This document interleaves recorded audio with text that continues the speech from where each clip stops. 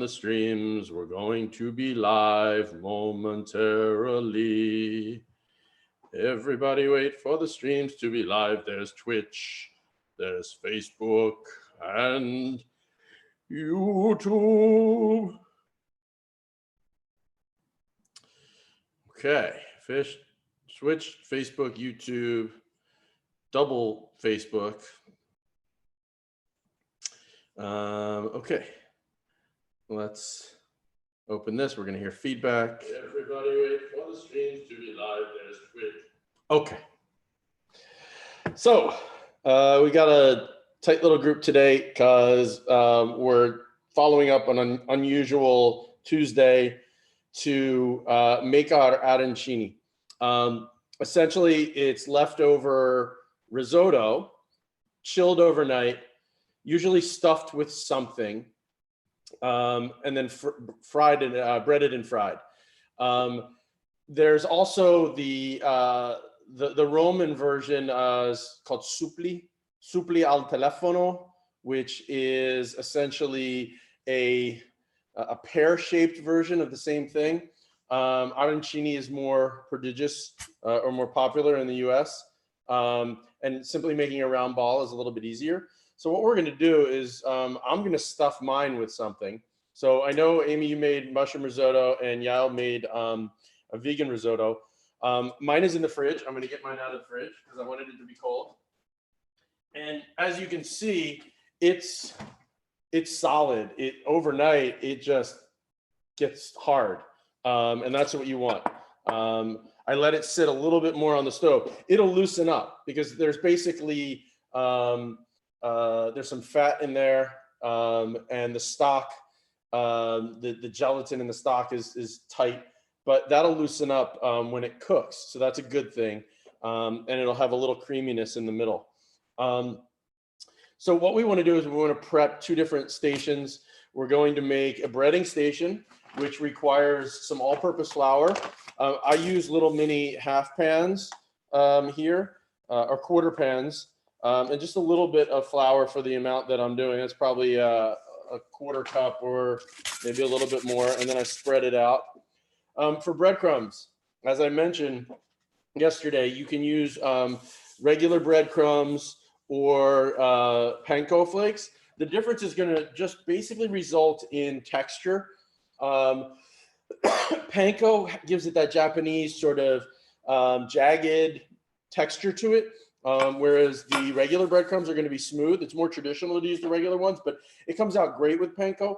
I'm actually using an Italian pre-seasoned breadcrumb. You don't find me using things like that often, but Whole Foods makes it halfway decent one. It's basically got garlic powder, dried herbs like parsley, some paprika, and some salt and pepper.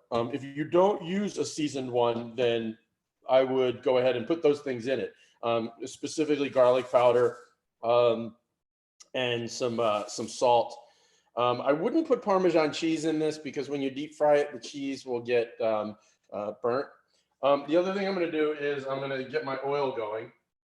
So I've got a relatively smallish fry guy going there, and I'm going to put about 2.5 to 3 inches of oil. I want these guys to be submerged. So it's really, based upon the size of the balls you're going to make. If you make them smaller, you need less oil because that'll cover them. I tend to reuse my oil. I strain it after a certain number of uses. And we're going to get this up to 350 as our fry temperature. So get your oil going so that it's ready. I'm trying to get as much as done possible, Amy, before you have to leave so that your husband doesn't come in and screw it up again. Oh my God, it's terrible. Tell me again, how many inches of oil am I doing? Enough to cover the balls you make. So I'm going to be doing a ball that's, about that size. So that's about 2 inches. So I need, 2.5 to 3 inches of oil. And then the last thing we're going to do is we're going to prep some eggs for our breading station. And what I do to this is I put in a couple, 3 eggs, 2, 3 eggs, and then I add a little bit of water to it And then I scramble it. Sorry, you're gonna hear a loud noise. It sounds like the helicopter flying by outside, and I have the doors open. Amy, I'm gonna mute you because it's pretty loud. Okay, so I'm gonna do one more egg just so that I'm not short. Unfortunately, these eggs are not really able to use for anything after you do this, but said, and then just hit it with a little bit of water. Thin it out, just a shot.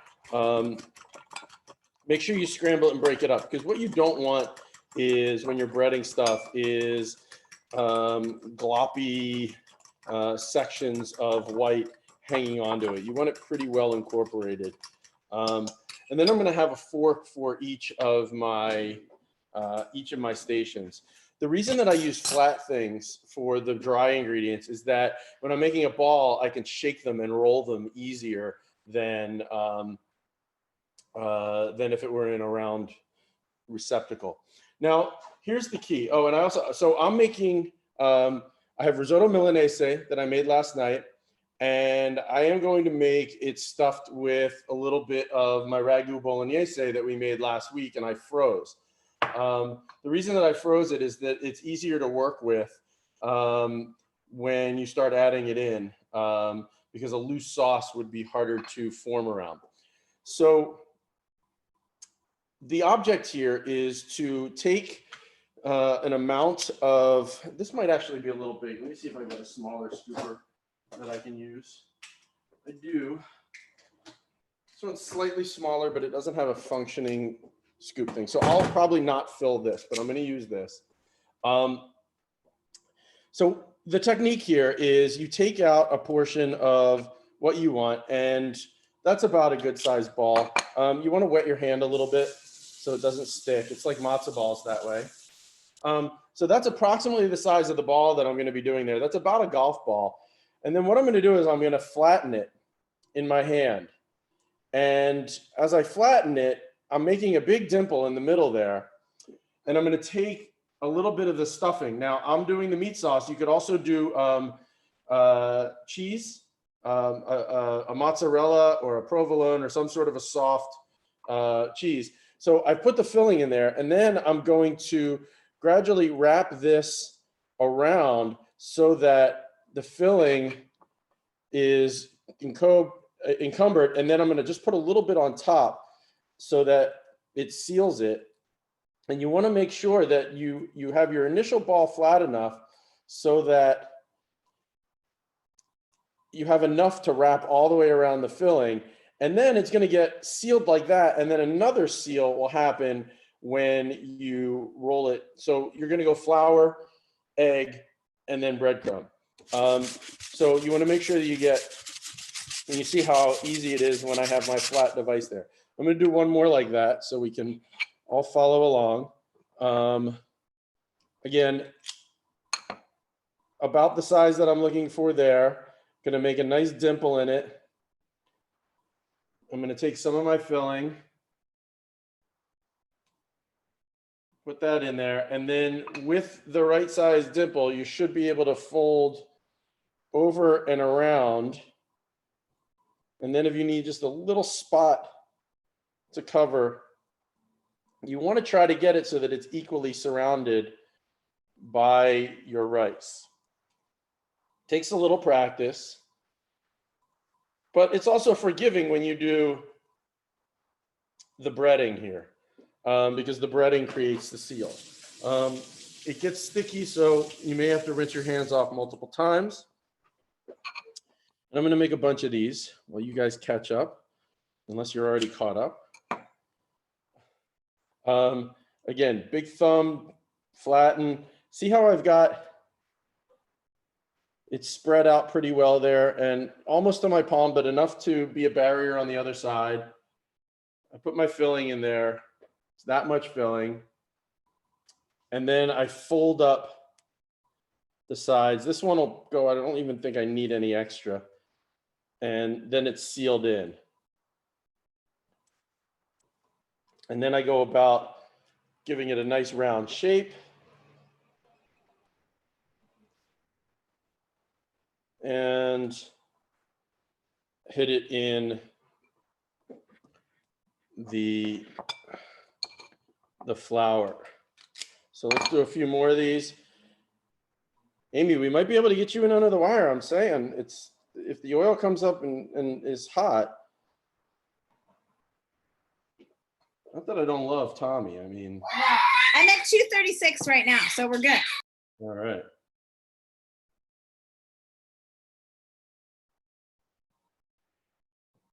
Okay.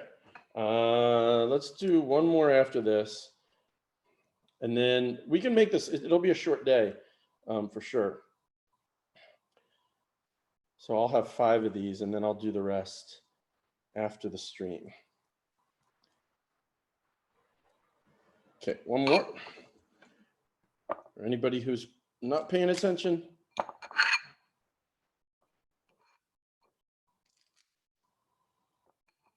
Okay. Scoop, massive dimple and flatten all of it so that you can wrap it around.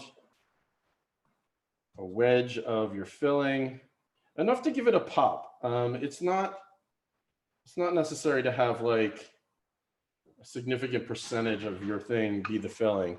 And then wrap it around like that and seal it. It's funny, I think I make a lot of round foods, I notice. Okay, so I've got 5 of these. Now let's go ahead and bread them. I'm gonna wash my hands really quickly. That stuff is stuck on.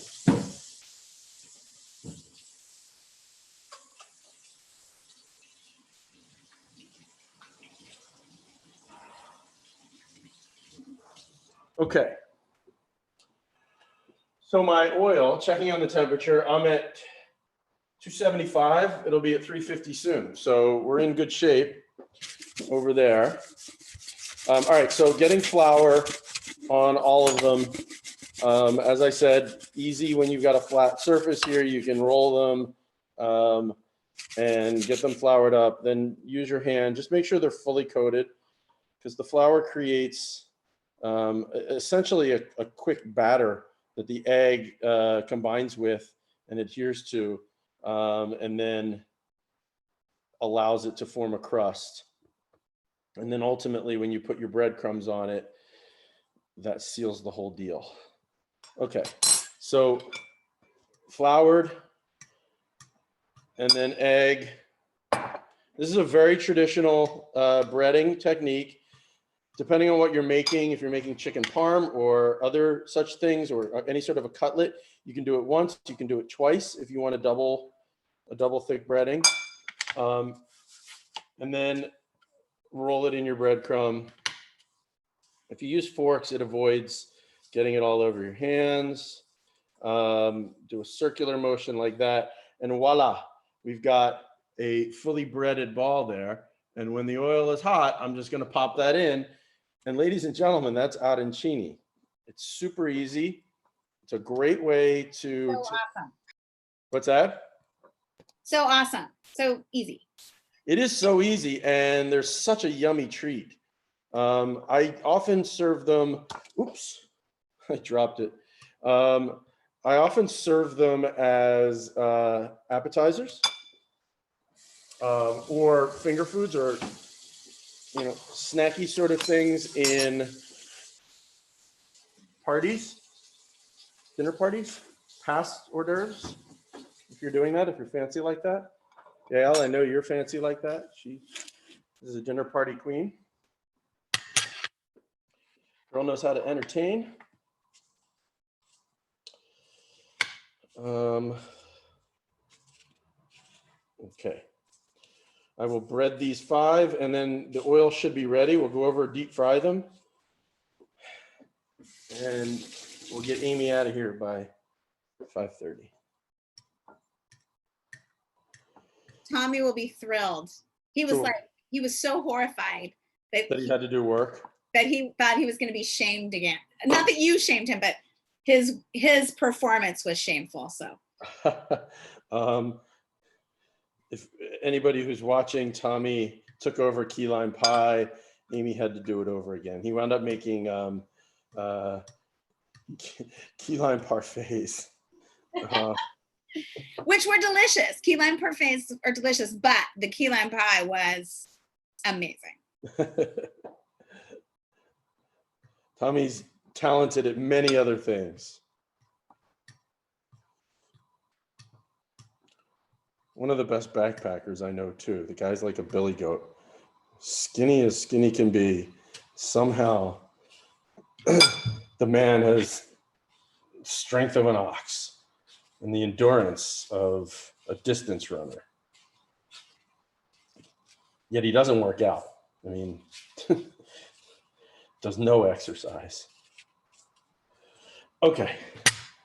So I've got my 5 all breaded, all ready to go. Look how beautiful those guys are. My oil should be there. Yep, we're at 350. I'm going to turn it way down because it's actually cranking a little beyond 350. And then I'm going to get my spoon. I've got a wire rack here, and let's go to the overhead. Oh, I think the overhead's already overheated. Damn. Deep frying always overheats the overhead. So we're just going to have to wait on the overhead, but I'll show you from this camera. We're at 350. We've got our breaded balls here. I'm going to drop one in as a tester. You don't want to plunk it in with your hands if you can avoid it. The best way to do it is to use your spoon and submerge it. You should get some pretty good action right out of the gate. Lots of bubbling around it. And essentially we're looking for a deep golden brown. Depending on how thick you make it, if you've made a ball that's this size, this is a fairly large arancini. That's, you know, a golf ball or bigger. Depending on how thick you've made it, it will take a little bit longer to cook. So you may want to go a little bit darker brown, and your gauge of how long it cooks is how dark it is. You can hear it releasing quite a bit of moisture. Fine. I'm going to flip it midway. And it shouldn't take but 2 minutes maximum to cook all the way through at 350. Once you get one going, then you can start doing multiples in the pan. But remember, the more substance you put in a deep fryer, the lower the temperature gets quickly. And you don't want to be cooking in oil that's less than 350 degrees. It'll take longer to fry and it'll get greasy. So a trick to deep frying is to always remember that you're affecting the temperature. Keep a thermometer in there if you have it. And if you put 4 balls in there and it winds up taking up half the mass and lowering the temperature by 10, 15 degrees, you're screwing the pooch. Hear that, Ryan Sakai? Screwing the pooch, buddy.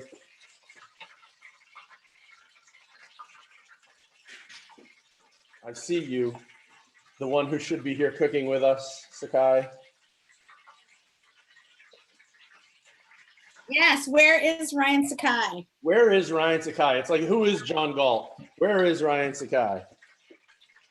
I think he's probably mastering quarantine in some way, building another house on top of his house, or a secret dungeon, a safe dungeon underneath the house. He crawls in like a mole every day to the secret passageway and then builds a palace and then crawls back out. What do you think, Ryan? Is that happening?